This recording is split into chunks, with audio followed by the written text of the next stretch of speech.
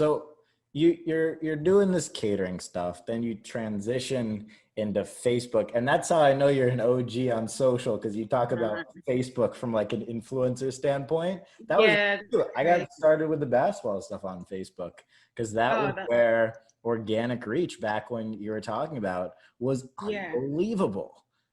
Oh, I know that. Yeah, that's right. You didn't have to put money into it and it would just go viral, sort of the same way that like TikTok goes viral now. You don't Exactly. have to even try.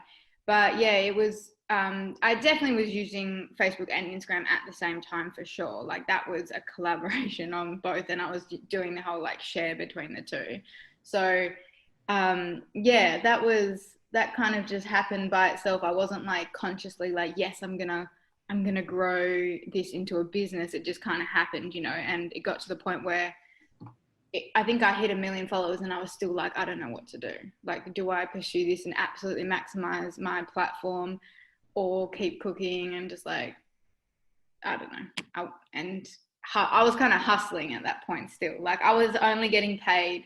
Like if you think about what influencers get paid now when they have 1 million followers, I gag when I paid an influencer who had 300,000 followers to promote my workout range that I just launched like a few months ago. And I couldn't believe it because when I had 1 million followers, I was only charging like $300.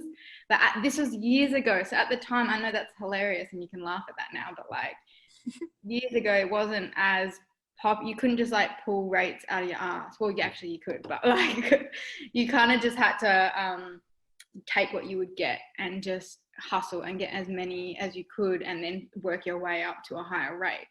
But yeah, I just can't believe what influencers get paid now. It's insane.